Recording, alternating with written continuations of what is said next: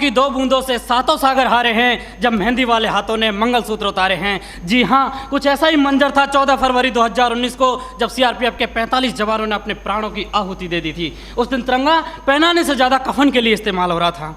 आदरणीय अध्यक्ष महोदय, सम्मान्य निर्णायक मंडल एवं उपस्थित साथियों, मैं सीआईएसएफ से उपनिरीक्षक पिंटू राम मीना आज के वाद विवाद के विषय को केंद्रित करते हुए विपक्ष में अपने विचार प्रस्तुत करना चाहूँगा। महोदय, मैं एक सैनिक हूँ और मेरे लिए तो संविधान ही गीता है, बाइबल है, कुरान है तथा भारतीय संविधान के अनुच्छेद 33 के तहत मेरे मौलिक अधिकार इसलिए छीने गए हैं ताकि मैं देश की रक्षा कर सकूँ, देश के आत्मसम्मान और मान मर्यादा को बचा सकूँ। उतना ही नहीं, माननीय सर्वोच्च न्यायालय द्वारा 1964 में रामस्वरूप बनाम भारत संघ मामले में स्पष्ट किया है कि एक सैनिक के लिए राष्ट्रीय सुरक्षा ही सर्वोपरि है।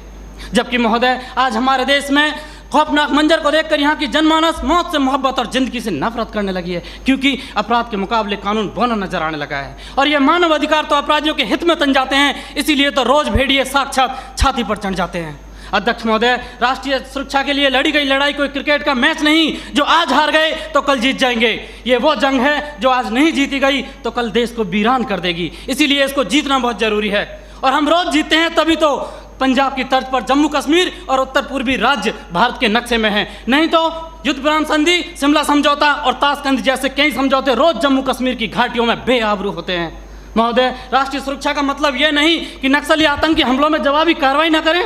राष्ट्रीय सुरक्षा का मतलब आतंकवाद, नक्सलवाद, उग्रवाद को खत्म कर देश के कोने कोने में शांति स्थापित करना है। और अगर शांति स्थापित करना है तो आतंकवाद और नक्सलवाद को पोषित करने वाले तथा उन्हें हथियार मुहैया कराने वाले राष्ट्रों पर प्रतिबंध लगाने की जरूरत है। जरूरत है न्यायिक प्रक्रिया को सुधारने की, टेरर फंडिंग और साइबर क्राइम को रोकने की। आज जरूरत है राजनीतिक इच्छा शक्ति की। महान राजनीतिक चाणक्य ने भी कहा कि कोई भी नियम राष्ट्र और राष्ट्रहित से बड़ा नहीं होता, किंचित ऐसा है तो उसे तत्काल बदल देना चाहिए। महोदय, आज के दौर में आक्रामक रवैया अपनाने वाले आतंकवाद, नक्सलवाद, उग्रवाद से लोहा लेना किसी युद्ध से कम नहीं और किसी युद्ध को जीतने के लिए पहल करने की आवश्यकता होती है। जबकि युद्ध जैसी अत्यंत निर्णायक पलों में एक जवान अपनी नौकरी की वजह से उतना ही कर पाता है कि सांप मरे या ना मरे, लेकिन लाठी नहीं टूटनी चाहिए, क्योंकि उसको डर सता रहा होता है कि जलील किया जाएगा उसे मानव अधिकारों की भरी सभा के अंदर। उसे डर सता रहा होता है कि ना तो कानून छोड़ेगा और ना ही तिल का ताड़ बनाने वाली मीडिया की पैनी नजरें छोड़ेंगी, जिसका ज्वलंत उदाहरण पहले कश्मीर में जवानों के सिर कटवाए तब जाके सर्जिकल स्ट्राइक किया। 20 भारतीय सैनिकों ने गोली खाई तब म्यांमार में घुसकर ऑपरेशन ऑल आउट किया था। 45 जवानों ने शहादत दी तब बालाकोट एयर स्ट्राइक की। काश ये एयर स्ट्राइक, सर्जिकल स्ट्राइक और ऑपरेशन ऑल आउट पहले ही हो गए होते तो एक पत्नी का सुहाग, एक बुढ़े माँ बाप की बुढ़ापे की लाठी, एक बहन की राखी और एक बच्चे का भविष्य अंधकार में नहीं होता।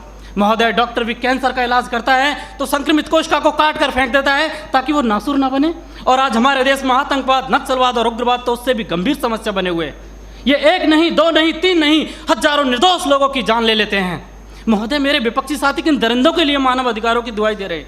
उनके लिए जो विश्व के सबसे बड़े लोकतंत्र में सत्ता का गलियारा बंदूक की नली से नापना चाहते हैं, या फिर उनके लिए जो राजनीतिक शून्य, आर्थिक विफलता और अराजकता फैलाना चाहते हैं, या फिर उनके लिए जिन्होंने 38 भारतीय नागरिकों को इराक के मौसूल में मौत के घाट उतार दिया था और उनके घर वालों की पथराई आंखों को मिला भी तो सिर्फ ताबूत और ताबूत में मृत्यु प्रमाण पत्र, या फिर उनके लिए जो राष्ट्र विरोधी नारे लगाते हैं, अब जलम शर्मिंदा है, तेरे कातिल जिंदा हैं, कौन है अफजल का कातिल, भारतीय संविधान या सर्वोच्च न्यायालय?